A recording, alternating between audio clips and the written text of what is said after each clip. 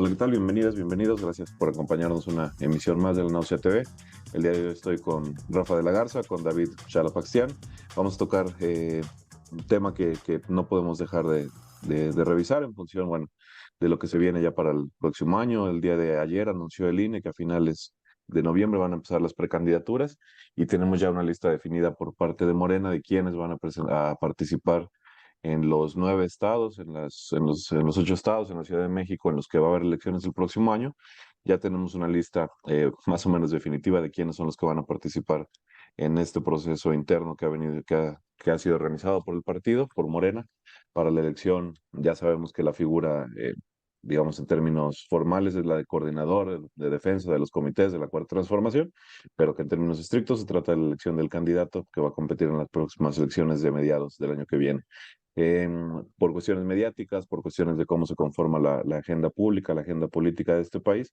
Vamos a concentrarnos en el caso de la Ciudad de México y en particular en un personaje que es quien ha estado en todos los medios, literalmente en todos los medios durante las últimas semanas, recordando procesos que hemos vivido ya de forma similar en términos de construcción mediática de un personaje, que es Omar García Harfuch, un personaje del cual seguramente podemos apuntar varios detalles, varias cuestiones, pero bueno, básicamente queremos tocar con ustedes esas dos cuestiones, el proceso interno de Morena, la forma en la que se van a definir esas candidaturas. Venimos de un proceso parecido en términos mucho más amplios, que fue el de la selección de Claudia Sheinbaum. Entonces, bueno, de una u otra forma se repite, pero también se repiten vicios que vimos, por ejemplo, en el 2021 y que sin duda nos dan cuenta de la forma en la que Morena se está conformando, se está institucionalizando como un partido.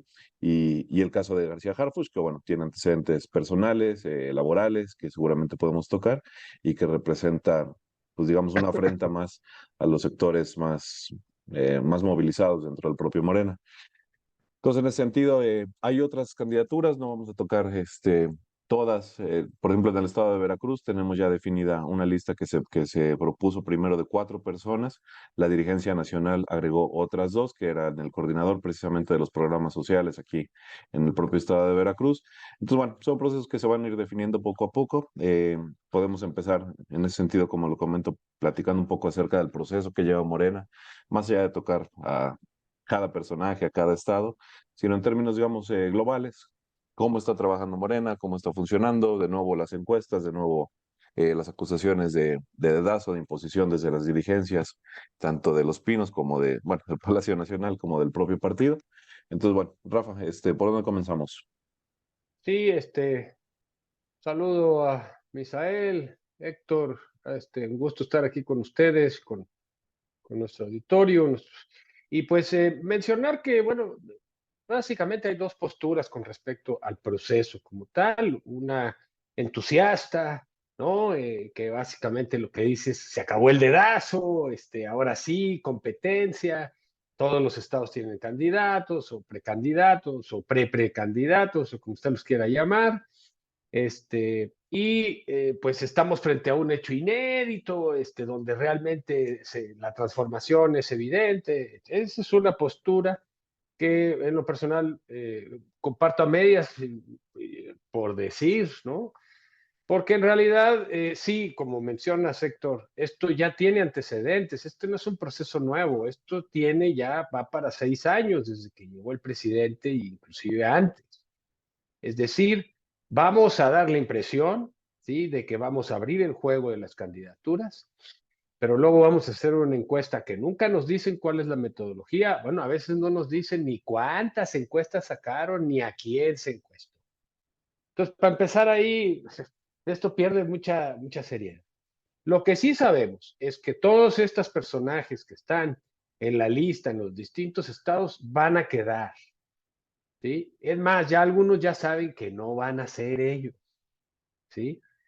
Pero les va a tocar una senaduría, les va a tocar una diputación, les va a tocar, porque todos ellos, ¿no?, forman parte de este grupo de notables en sus distintos estados. Entonces no es otra cosa que, como está de moda ahorita hablar, se gana perdiendo, señores, efectivamente, ¿no? Y entonces vamos a ver básicamente cómo todos estos, o la mayoría de los que están ahí, van a quedar en algún lugar porque se van a disciplinar, porque no van a hacer lo que está haciendo Marcelo Ebrard, etcétera, etcétera. Entonces ahí ya tenemos para empezar la cuestión de la famosa disciplina, ¿no? ¿Sí? De que todos ordenaditos, todos formaditos, ¿no? Entonces, el proceso en sí es un proceso que no moviliza a las bases, más allá de andar pegando, pintando bardas en la noche y saboteando la campaña de los otros, porque eso ya lo vimos, sobre todo en el Distrito Federal. Astillero lo ha sacado, varios periodistas han sacado como esa movilización de las bases partidistas, pues es básicamente un grupo de porros y de golpeadores de los distintos grupos que incluso se llegan a enfrentar cuando se pelean por una barda o por algo por el estilo. Pero de las bases como tal, no hay movilización. ¿Por qué? Porque si esto fuera como ellos dicen que es, lo primero que tendría que haber es básicamente, asambleas de base donde se definieran, ¿sí? Los objetivos, las políticas, ¿sí? Las demandas, que se organizara un plan de gobierno desde abajo para que después los ungidos se manifestaran y hablaran sobre estas cuestiones, ¿no? ¿Para qué? Pues para que básicamente se incorporara la participación de la base a los procesos que parecen ser unas primarias, pero pues parecen muy de lejos, ¿no?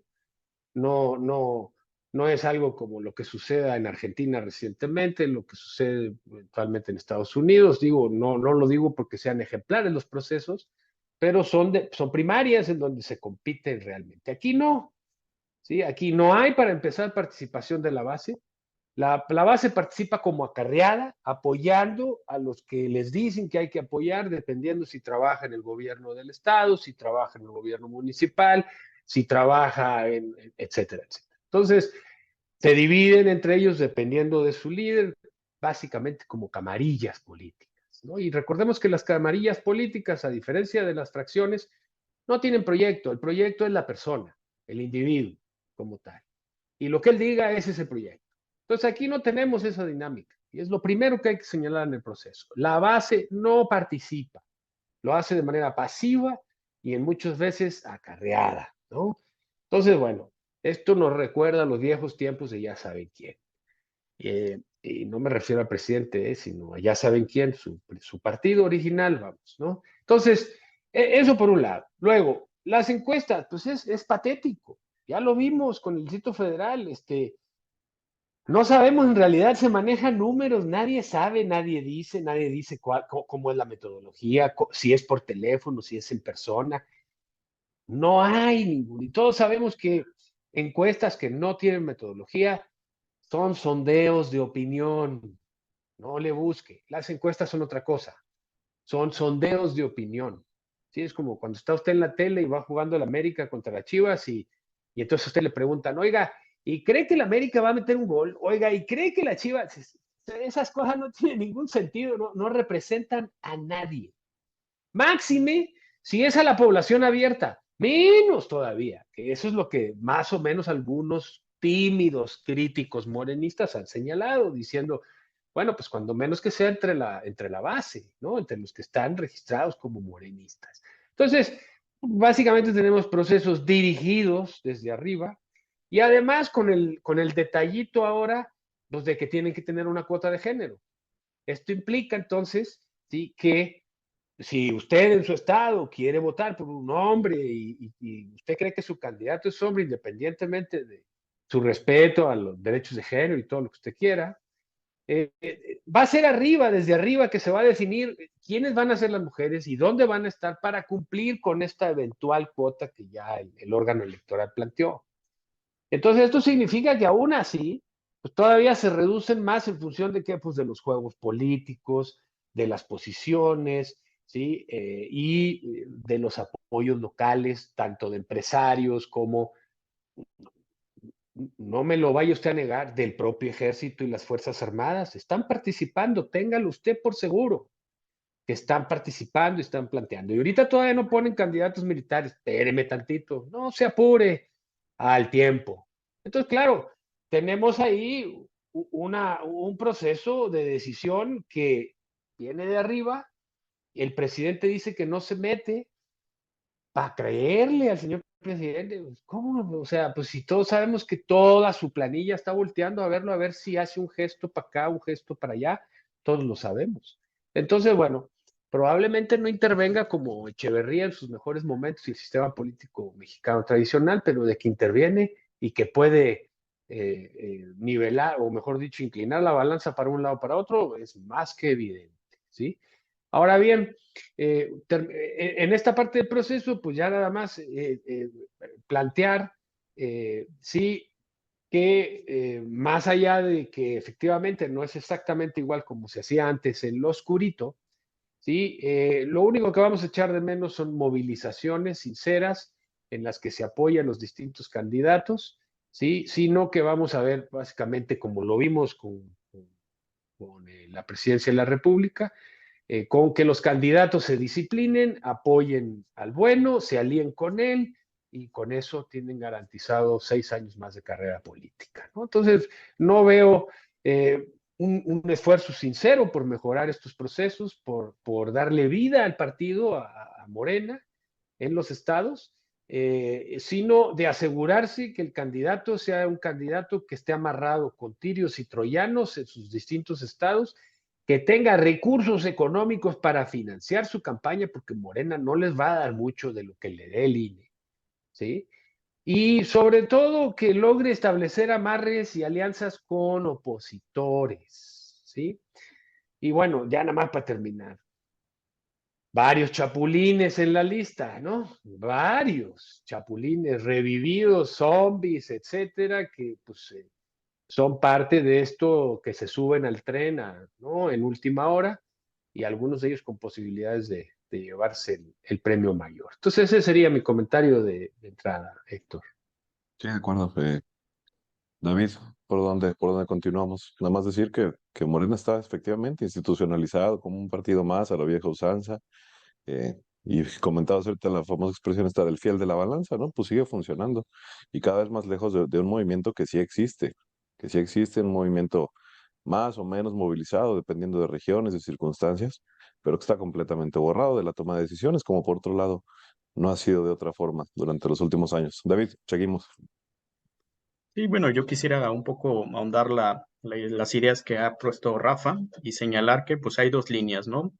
Estos candidatos que sabemos que están muy ligados con el gobierno federal y que tienen alguna sintonía y están más alineados, y por otro lado también estos políticos de las diferentes entidades de la República que van a tener las elecciones, que están más ligados con la figura del gobernador que va o que está en este momento ya hacia un año de salida. Estas dos, digamos, dinámicas que van a ser muy interesantes de cómo al interior de los mismos estados se van a realizar esa inclinación de la balanza, porque como bien lo señaló Rafa, pues el dinero que se les va a proporcionar a cada uno de los futuros candidatos para levantar la coordinación en sus diferentes estados va a ser muy menor, ¿no? Y aquí es donde se va a ver ese juego que se va a tener, sobre todo, por un lado, la presencia del presidente no tan marcada o no estar dando la imagen de una inclinación a la balanza, y por otro lado, el juego de los gobernadores, ¿no? ¿Qué tanta posibilidad van a tener para desmarcarse de la presidencia de la República con la figura de Andrés Manuel López Obrador y cómo ir maquinando algunas piezas al interior de lo que es Morena en sus diferentes estados? Otro de los datos interesantes que vemos y revisamos un poco la lista de los aspirantes en los diferentes estados es que la idea del empresario ahí está, ¿no? Y un ejemplo muy claro es, por ejemplo, Chiapas, ¿no? Con Patricia Armendáriz, ¿no? Esta política también muy interesante en la forma en cómo hace política al interior de Morena, que nos muestra todavía cómo se están jugando o se están disfrutando, por ejemplo, en el lado empresarial, esta manera de estar presente en estos movimientos, ¿no? Ni se digan tampoco, por ejemplo, en el caso de Guanajuato, ¿no? Con algunos viejos políticos que están muy ligados a los sectores empresariales Y el otro caso muy distintivo es el caso de Puebla, ¿no? Donde también estas viejos políticos clásicos, sobre todo heredados del PAN, aún continúan, ¿no? A pesar de que ahora están con Morena, ¿no? Y ya, por ejemplo, en el caso también, por señalar así, Tabasco, que también es interesante ver la presencia todavía de estos políticos, empresarios, ¿no? Que buscan a través de esta reinvención de Morena buscar algún puesto político.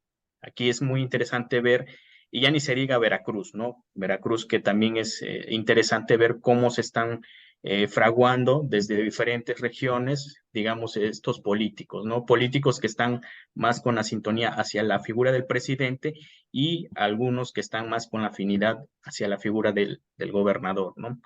Y por otro lado, rescatar esta también que se ha cuestionado mucho la encuesta, ¿no? Que ya creo que es algo que lo hemos estado anunciando constantemente aquí en el programa, que pues es una encuesta que no tiene ni pies ni cabeza. O sea, no sabemos cuál es la pregunta base, no sabemos esta metodología y no sabemos realmente quién es esa base que se está consultando, ¿no? Como bien lo dijo Rafa, lo dejan abierto, ¿no? Se habla de que se consultan a ciertos sectores electoral de Morena, pero no se dice a quiénes, ¿no? Si son parte del partido, si están ligados a la misma cuestión base de Morena, se desconoce quiénes son estos actores que se les pregunta a través de esta encuesta, ¿no? Y por otro lado, también y hay que ir también sondeando esta idea de quiénes van a ser las casas encuestadoras, ¿no? Porque también ahí va a estar otro de los rubros importantes donde también se va a inclinar la balanza. Recordemos que, si no mal recuerdo, al modelo que se hizo para decidir la coordinación hacia la presidencia, también uno de los problemas que lanzó Marcelo Ebrard es también el juego que va a tener las casas encuestadoras, ¿no? Como también hasta cierto punto estas casas encuestadoras que obviamente ellos mismos proponen, al final del día inclinan a balanza para tomar la decisión de quién va a ser, digamos, ya sea el hombre o mujer, quien va a tomar la coordinación para asumir las futuras candidaturas a las gobernaturas. Y otro que quisiera poner en la mesa es el hecho de que ya vamos a tener, por lo menos, al igual que la presidencia, un año de anticipación de quién va a ser el futuro gobernador en los diferentes estados. Eso también es, al final del día, se resume qué van a hacer durante un gran tiempo estos candidatos que ya sabemos de facto que van a ser los futuros gobernadores en diferentes estados de la República, ¿no? Yo lo dejaría por el momento. Bueno, para cerrar esta primera parte, pues tomar en cuenta esa coyuntura, como bien comenta David, son 9 estados los que están en disputa, en los cuales en 6 gobierna Morena y aliados. Esos 6 están prácticamente garantizados que van a refrendar. Los que están en disputa, me parece que no tienen gobernador morenista, son Guanajuato, Jalisco y Yucatán, si no se me escapa alguno en este momento. Que seguramente batallará Morena. Está Sheffield de Guanajuato, está en Yucatán no tengo muy claro, y en Jalisco también está la disputa ahí con el gobernador, MC y demás. Pero la coyuntura es clara y prácticamente pongan a quien pongan, al menos en los 6 estados restantes, es un candidato que va a ganar y que efectivamente va a ser el gobernador electo en el momento en el que salga los resultados de la encuesta. Ahora, decir un par de cosas muy rápido respecto al proceso para irnos al caso Harfuch. Una de las encuestas, efectivamente. Tuvimos las encuestas para la grande apenas. Se hablaba por ahí de que cada casa encuestadora había registrado más o menos 2.500 cuestionarios. Entonces estamos hablando de 12.500 personas encuestadas, cuando mucho, como decía Rafa, una encuesta bien hecha, con una metodología, etcétera, etcétera, puede garantizar que con ese número de participación se tenga resultados significativos. Pero a ver, no nos confundamos, no es un proceso de participación política democrática, ni mucho menos, es un proceso efectivamente yo recuerdo mucho la entrevista que dio Enrique Dussel hace un par de años a Julio Astillero, y decía básicamente, las encuestas son el disfraz del dedazo, son el encubrimiento del dedazo, son la forma de legitimar decisiones que vienen tomadas ya desde ahorita, y por eso vemos encuesta tras encuesta tras encuesta, que empieza a prefigurar, que empieza a poner los nombres sobre la mesa, que empieza a posicionar mediáticamente a X o Y personajes, a denostar a otros. Sabemos que en este tipo de ejercicios de opinión, como comenta Rafa, pues quien paga la encuesta, quien al final del día lleva la mano sobre los resultados que se van a mostrar. Una vez que se están poniendo encuesta tras encuesta en medios, etcétera, etcétera, el día de la encuesta real, pues lo único que se va a hacer es reproducir el resultado anterior. Y última cosita, si las encuestas se realizan antes de que se determine si la candidatura va a ser de hombre o de mujer, nos peor tantito porque básicamente restringimos cualquier posibilidad de voto útil. Qué sé yo, si en la Ciudad de México la gente sale a participar en las encuestas o se le consulta en las encuestas si va a ser, para ir pasando al otro tema, Clara Burgada o Omar Harfuch, pero al día de la hora, al día del momento, se decide que la candidatura en la Ciudad de México es para un hombre, entonces quien haya votado por Clara Brugada, quien haya participado en esa encuesta por Clara Brugada, pues simple y sencillamente echó su voto a la basura, echó su opinión, su participación en la encuesta a la basura. Entonces, bueno, coincido con lo que plantean ustedes dos. No hay efectivamente formas de participación democráticas más abiertas. El partido sigue estado encerrado sobre sí mismo, sobre una cúpula, sobre una eh, refriteo de dirigentes, de élites políticas, que lo vemos también para el caso de todos los estados, que de una u otra forma mantienen esas estructuras controladas. El INE todavía no decide cómo se va a organizar esta cuestión de género, que yo insisto va a ser importante a la hora de repartir estas candidaturas y empezar a jugar en dónde van a mandar mujer, dónde van a mandar a hombre.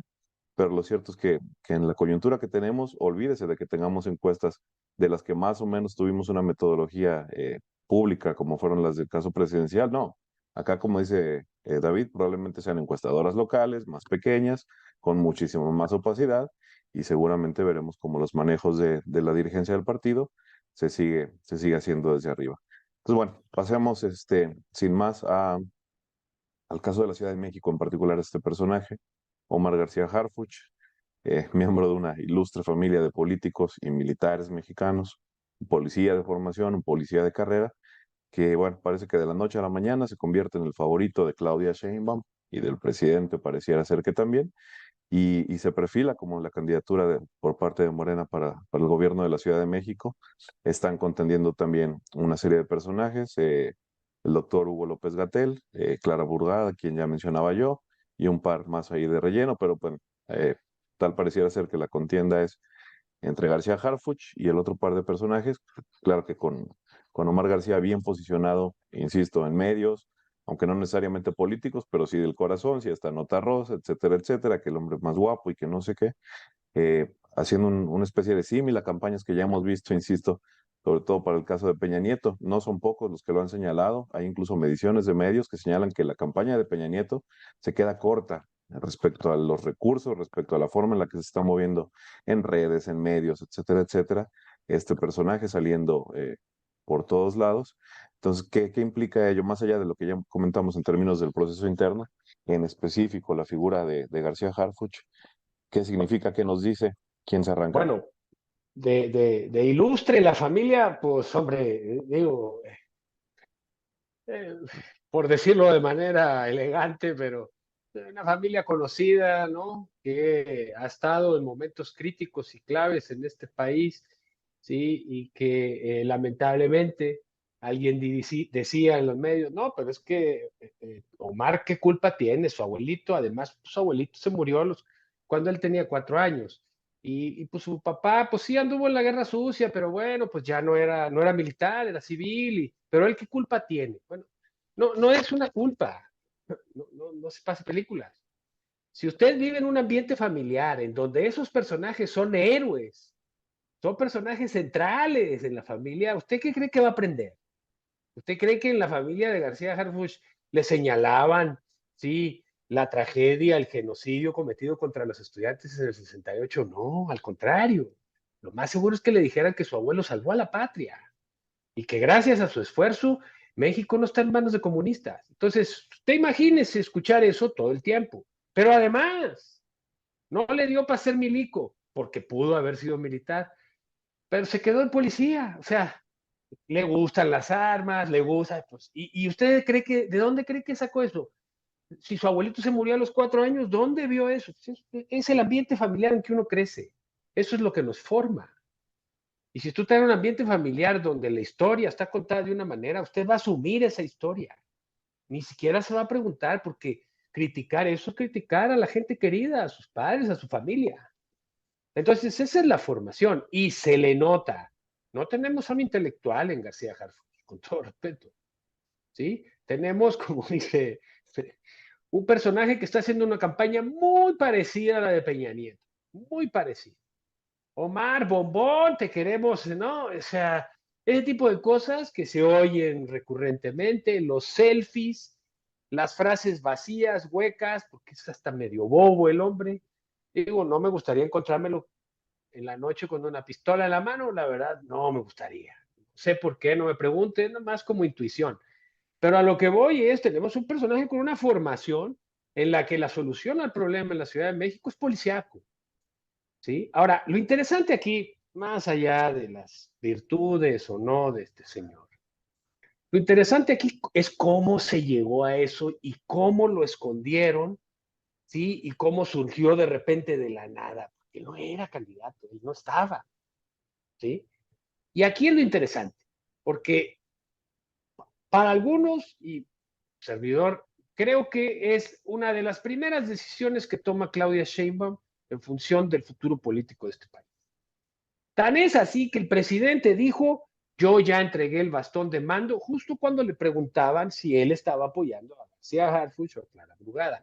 Se lavó las manos, porque esa no fue decisión, ¿sí? Directamente de él. Claro, él la palomeó, porque si Claudia le dice quiero a Omar y el presidente le dice no, no va, ¿qué cree usted que va a pasar? No, pues va a pasar que el presidente es el que al final de cuentas, sin bastón de mando, con bastón de mando, con una metralleta, con lo que usted quiera, pues sigue siendo el papá de los pollitos. Entonces ahí el presidente dijo, ella va a gobernar, ella va a tener que lidiar con este personaje, adelante, lo cual es cuando tú dices ese liderazgo que pudiera ejercer de una manera más creativa, se lava las manos, ¿no? Como diciendo, ah, pues háganme como quiera.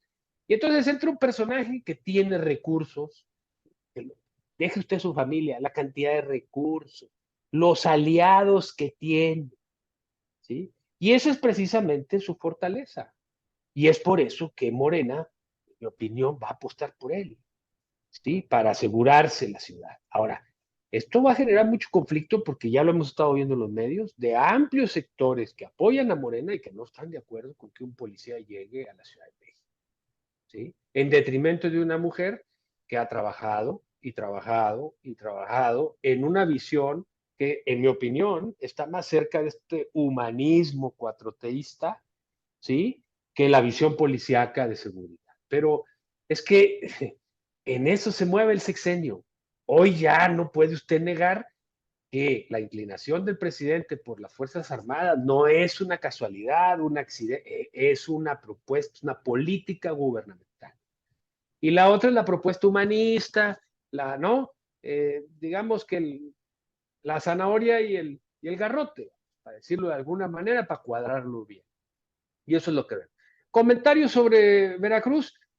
Vea usted al gobernador veracruzano, bueno, pues, pobrecito. O sea, ¿va a ser Nale? Pues sí, va a ser Nale. Pero que el presidente ya también dijo, vean qué bien trabajó con la refinería, ya está lista, ya está trabajando. Entonces, a ver, o sea, el presidente sabe muy bien cuál es el impacto de sus palabras. O sea, ¿cómo no se va a dar cuenta de lo que está haciendo? ¿Usted cree que con esas palabras el gobernador va a impulsar a Cisneros, por ejemplo? ¿O algún otro? No, por supuesto que no, porque el gobernador veracruzano, como la mayoría de los gobernadores de Morena, si no es que todos, se han disciplinado una y otra vez al presidente, ¿sí? Y alguno que otro con un berrinchito, pero en general todos derechitos. Entonces, bueno, en los estados tenemos situaciones interesantes, ganará más de 6 gubernaturas, pues esa es la apuesta. Y hay que decirlo, este tipo de selección de candidato parece ser muy exitoso en términos electorales hasta el momento, independientemente de que entren personajes impresentables, ¿no? Es que yo Entonces, creo que no hemos visto eso puesto a prueba. O sea, ahorita cualquier candidato gana. El problema es si esta selección de candidatos va a ser competitiva en 3 años, cuando ya no esté López Obrador. No sé. que puedan resolver sus problemas en sus estados, ¿sí? Porque Empezar. tenemos gobernadores omisos, Sí. omisos, omisos. Yo de primera entrada se lo digo, aquí en Veracruz lo vimos. Gobernadores que simple y sencillamente están para magnificar la voz del Palacio Nacional y de someterse a lo que le digan. Ninguna autonomía, ninguna propuesta básica, nada. Todos los proyectos que Veracruz tiene importantes son del gobierno federal, no son del gobierno del Estado, ni tienen nada que hacer. El gobierno del Estado construye puentes en las ciudades y pavimenta calles, todo lo que hace. Y el señor gobernador anda chapeando y anda sembrando arbolitos, no le da para más, no le da para más. Entonces, pues ese tipo de gobernantes, como tú dices, pues con un presidente fuerte, sí, pero y con una presidenta que no tiene el carisma, sí, la legitimidad que tiene Obrador, ¿va a pasar lo mismo? ¿O vamos a enfrentarnos con una situación como la que estuvo con Calderón o incluso con Peña Nieto, donde cada gobernador jalaba para su lado? Esto es peligroso, ¿sí? Entonces, bueno, lo más preocupante es Harfuch, porque si Harfuch gana y se queda como jefe de gobierno, va a ser uno de los candidatos más posicionados para el 2030 en este país. No os guste o no.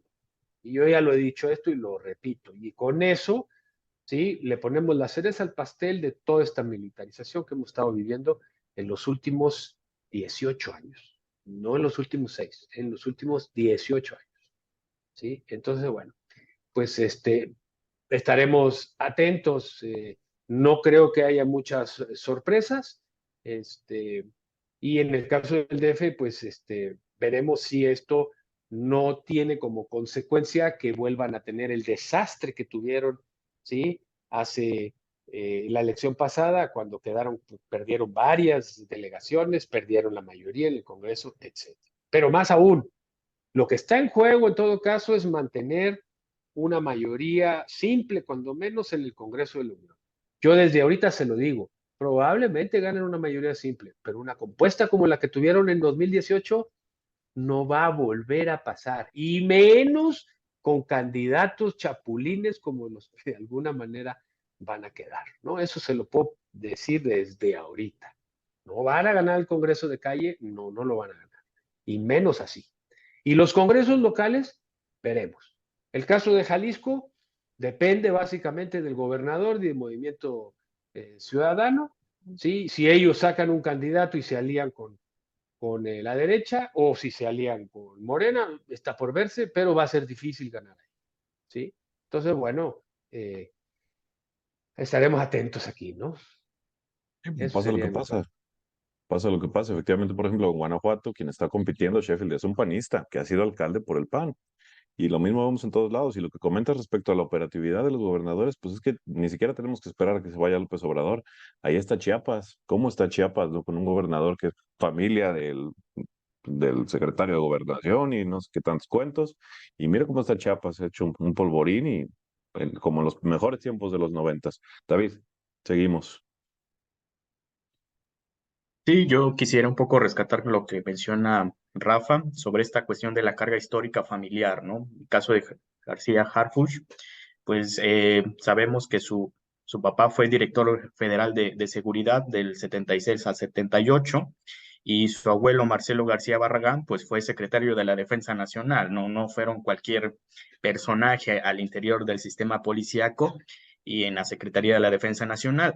Algo muy curioso que pasó prácticamente hace un mes y que fue, que no estuvo tanto en el ojo del huracán, fue que los expedientes que estaban a cargo del Centro Nacional de Inteligencia y que estaban en el Archivo General de la Nación, por alguna razón, junto con otros archivos más, entre ellos los de Butler, el mismo Che, entre otros actores importantes, desaparecieron del escenario, ¿no? O sea, aquí también es importante señalar que estos dos, tanto el papá como el abuelo de Omar García Harfuch, no solamente estuvieron en la guerra sucia, sino consideraban a esos grupos subversivos, ¿no? Y hay que entender que en aquellos años estos grupos subversivos no eran bien vistos por parte del Estado, ¿no? Y obviamente muchos de ellos desaparecieron, otros recibieron torturas, o sea, hay una carga histórica y muy importante de trasfondo en este político que aspira a ser jefe de la Ciudad de México, ¿no?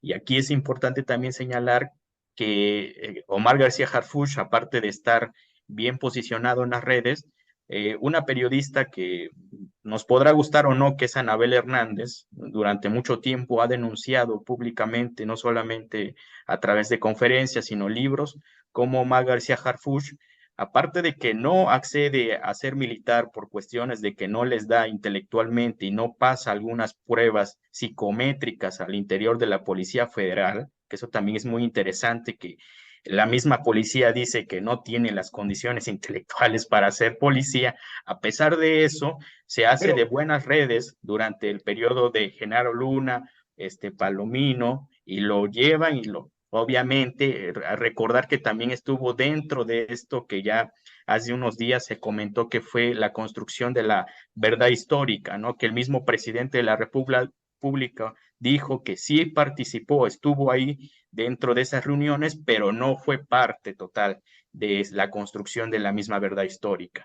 Y por otro lado, también Anabel Hernández ha documentado cómo Omar García Harfuch en diferentes momentos ha estado inmerso con las redes del narcotráfico, entre ellos el cártel de Sinaloa, entre otros actores del narcotráfico mexicano, que jugó pieza central en la parte de Guerrero y en diferentes regiones donde él estuvo durante, hay que recordar que donde precisamente cuando se realizaron los juicios para Genaro Luna, su nombre aparece también dentro del entramado de esta red de corrupción y sobornos, no solamente para la Policía Federal, sino para financiar diferentes actividades dentro de estas mismas organizaciones. O sea, de fondo es un personaje muy interesante que, si bien es cierto, trata de maquillar y ponerlo como el político más guapo de Morena, porque así lo han señalado algunos presentadores a nivel nacional, que lo han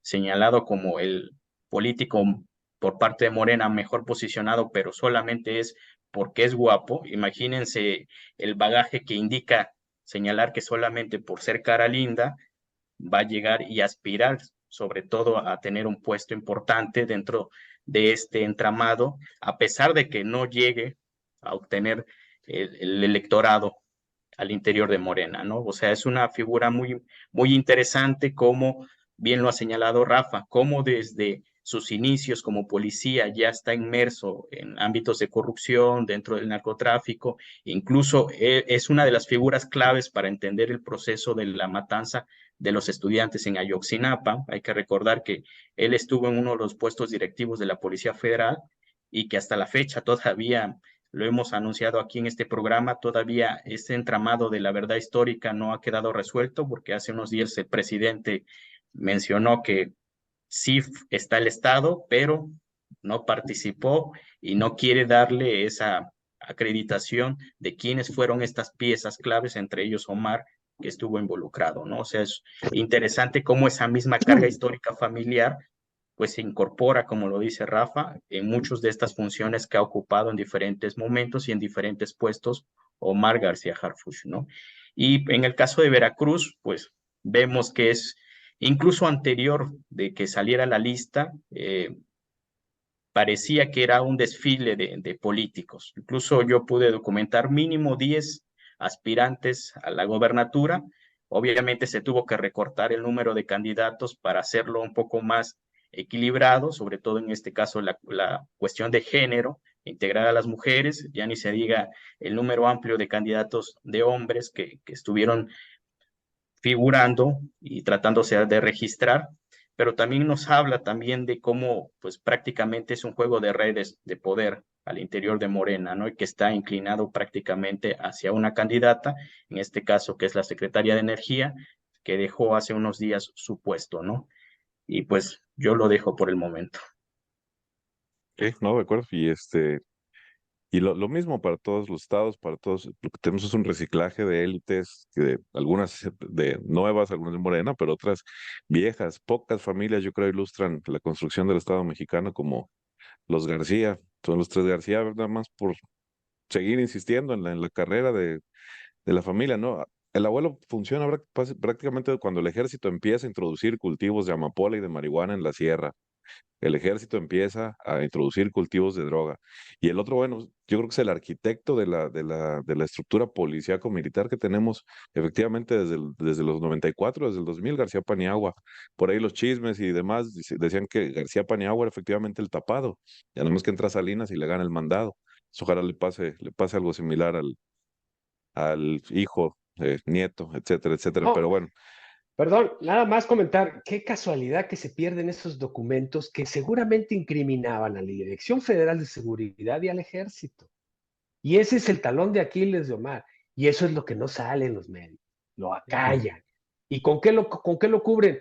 Pues con que es muy guapo, imagínese usted, porque, bueno, por lo visto inteligente, pues no es, ¿no? O sea, no le dio sí. para acabar en la escuela de la arma, no sé cuáles sean las razones, digo, no se ve una persona que articule demasiado, ¿no? En absoluto, que tenga un proyecto, nada. La pregunta aquí es, ¿quiénes están detrás de Omar García Harfuch? ¿Quiénes están financiando con millones y millones de pesos su campaña?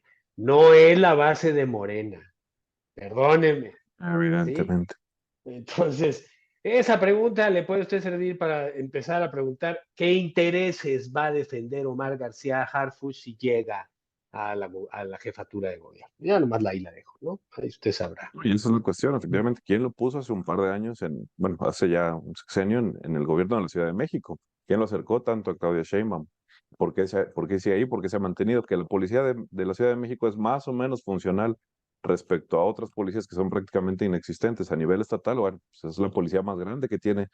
Escuchaba yo que es la policía local más grande de América Latina, lo cual pues no sería raro, ¿no? 90, 100 mil elementos, igual llenos de corrupción, igual llenos de mordidas, igual llenos de, en fin, y la cuestión fundamental es esa, ¿no? Él se defiende una y otra vez diciendo yo no estuve en Ayotzinapa, nadie lo está acusando de desaparecer físicamente a nadie, sino que estuvo más de un año chambeando en ese lugar y ya está demostrado que miembros de la Policía Federal estaban involucrados. Entonces, si él como director de la agencia de investigaciones no pudo investigar, si como director de la policía no sabía qué hacían sus policías, si en la Ciudad de México, ahí sí parece que han bajado las cifras, pero no necesariamente tiene que ver con su participación, con su acción, puede ser una dinámica que tenga que ver con los propios grupos del crimen, en fin, o se arregló con ellos, qué sé yo. Esa información pues no la vamos a tener a la mano. Lo cierto es que termino, Pax, y te dejo que cierres la mesa. Sí, Muchos yo, hablan del yo creo que al pragmatismo. final, como lo hemos planteado también esta idea en aras de buscar una gobernabilidad en los diferentes estados de la República, se buscan este tipo de candidatos, ¿no? Candidatos que tienen una vieja trayectoria no tan pulcra como uno buscaría en la imagen de un político, ¿no?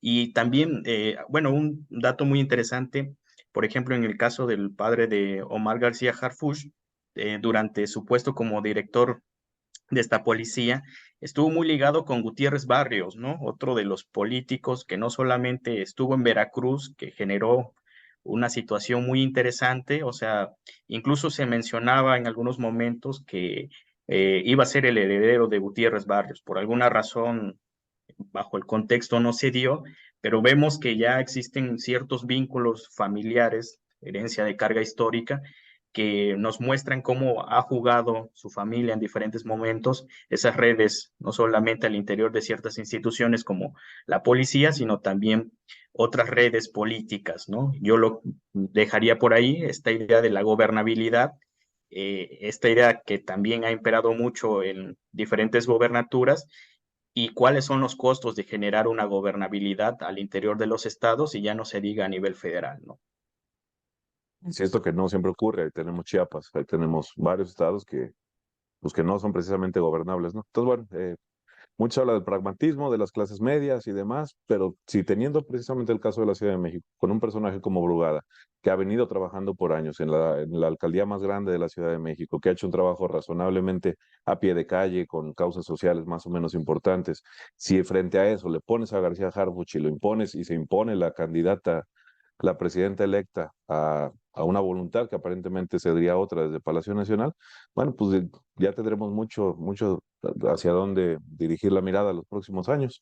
Morena, insisto, parece que se aleja cada vez más de sus bases en este tipo de decisiones pragmáticas, entre comillas, que terminan rozando en el cinismo y que van a descomponer ese partido más temprano que tarde y alejarlo de las bases que efectivamente no negamos que existen, que siguen movilizadas, pero pues que no encuentran eco en los oídos en los que debería encontrarlos de forma cotidiana, de forma regular, si queremos hablar efectivamente de que existe todavía ese movimiento partido que se empezó a constituir hace ya casi 10 años. Entonces, pues veremos los derroteros por los que siguen las próximas elecciones, seguiremos pendientes, quizá podamos analizar ya con mayor profundidad una vez que recuerden efectivamente que el proceso electoral ni siquiera ha arrancado, entonces seguramente tendremos oportunidad de revisitarlo con mayor frecuencia. Por el momento dejamos aquí la mesa, les agradecemos a quienes nos acompañaron, como siempre, agradecerles la visualización, pedirles un like, compartir las redes del canal y estamos por aquí próximamente. Gracias a todos.